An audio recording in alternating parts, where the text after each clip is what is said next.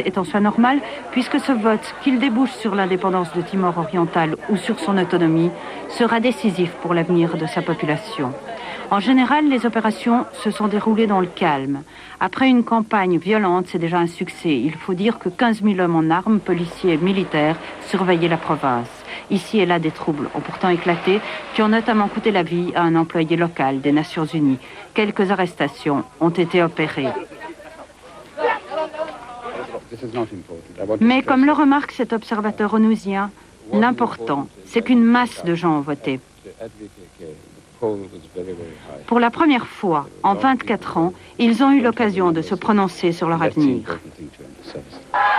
Pour les observateurs, il ne fait pas de doute que les électeurs vont choisir l'indépendance pure et simple.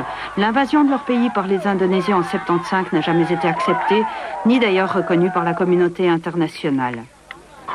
Jakarta, toutefois, a supplié les habitants de Timor de rester dans le sein de l'Indonésie, auquel cas il accorderait à ses habitants une très grande autonomie pour régler leurs affaires. Il y a quelques heures, les urnes ont été fermées. Les résultats ne seront pas connus avant une semaine, puis ils devront encore être approuvés par l'Assemblée qui se réunira à cet effet le 1er octobre. Le vote d'aujourd'hui va peut-être mettre fin à une guerre civile qui déchire le territoire depuis près de 25 ans, une guerre qui a fait plus de 300 000 morts, selon les estimations des organisations humanitaires. Sandy Evangelista nous rappelle maintenant l'histoire tourmentée de cette île. Timor, une île oubliée à l'est de l'archipel indonésien, à 500 km au large de l'Australie. Ce territoire très montagneux appartient aux petites îles de la Sonde.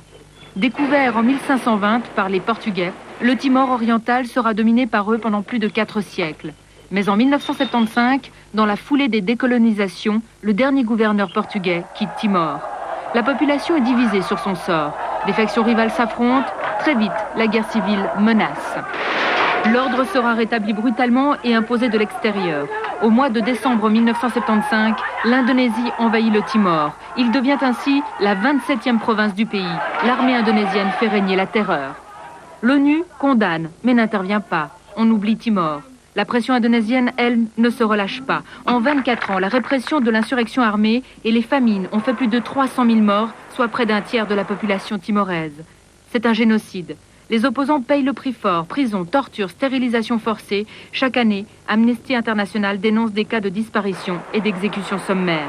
Depuis 1976, l'ONU a émis de très nombreuses résolutions sur le Timor oriental, mais semblait-il, sans effet. En 1996, l'attribution du prix Nobel de la paix au représentant de la résistance timoraise, José Ramos Horta, fait ressurgir de l'oubli le Timor. Puis, avec la chute du président indonésien Suharto, les manifestations en faveur d'un scrutin sur l'autodétermination se multiplient. Le 5 mai dernier, l'Indonésie et le Portugal signent sous l'égide de l'ONU un accord ouvrant la voie à l'indépendance du Timor. Au Kosovo, le blocus de Raovac se poursuit. Depuis une semaine, la population albanaise refuse l'entrée des troupes russes dans la ville. Les Albanais considèrent toujours les Russes comme les alliés de fait des Serbes. La cohabitation reste donc difficile, comme va le montrer ce reportage de nos confrères de la télévision belge. À partir de 6 heures du soir, le centre de Pristina s'anime.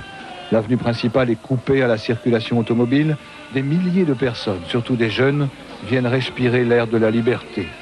Comme dans tous les pays du Sud, c'est l'heure de la promenade, c'est l'heure de la parade. À quelques centaines de mètres, changement d'atmosphère. Dans le quartier du stade, une patrouille, 2 militaires britanniques, un interprète et 2 policiers fraîchement débarqués des îles Fidji. Ce soir, tout est calme. Il y a eu quelques attaques à la grenade dans cette zone. Normalement, tout est en ordre. Mais à Pristina, on ne sait jamais. De toute façon, il n'y a pas de zone vraiment sûre. Et donc, tout peut arriver. En général, les relations avec la population sont plutôt cordiales. La présence des patrouilles rassure. Mais derrière ces façades, terrés dans leurs appartements, les Serbes ont peur. Habituellement, ils refusent de témoigner par crainte des représailles. 3 d'entre eux ont quand même accepté de nous parler. C'est normal que j'ai peur. Je me demande si je serai toujours vivante demain, si j'aurai encore envie de vivre. Si un jour ça se termine, serai-je encore normale? Pourrais-je encore penser normalement? Pourrais-je encore fonder une famille? Ce sera difficile. On ne peut pas sortir seul sur la rue. Je ne suis pas encore allée au marché, ni dans aucun magasin. Et il n'y a pas que moi. C'est le cas de beaucoup d'autres. Certains Serbes qui parlent albanais vont au marché et ils reçoivent des coups. Et voilà. Je ne sais pas où aller. Je n'ai pas d'argent, pas de travail. Je n'ai rien. Je suis ici et j'attends. Jusqu'à quand? Qui peut le dire? Je ne suis pas en sécurité. Même la police des Nations Unies m'a averti que je ne suis pas en sécurité ici et que je dois me mettre à l'abri pendant 3-4 mois. C'est ce qu'ils conseillent à tous les Serbes. Pourquoi cela? Parce qu'ils sont conscients que chaque jour, 1, 2 ou 3 Serbes disparaissent, sont kidnappés ou tués. Ils sont incapables de l'empêcher. Peut-être demain, ce sera mon tour. Cette nuit-là, il n'y aura pas d'incident à Pristina, juste quelques coups de feu. Mais il reste moins de 2000 Serbes dans la ville. Le Kosovo multiethnique, il n'y croit plus. Et les patrouilles de la KFOR n'y changeront rien. Inquiétant, des pirates informatiques ont réussi aujourd'hui à casser la sécurité de Hotmail.com, un service gratuit de messagerie électronique sur Internet. Durant une partie de la journée, n'importe qui sur le réseau pouvait lire sans mot de passe le contenu des boîtes aux lettres privées des utilisateurs. Il suffisait d'entrer l'adresse email d'une personne dans une page ouverte par les pirates. Hotmail.com appartient à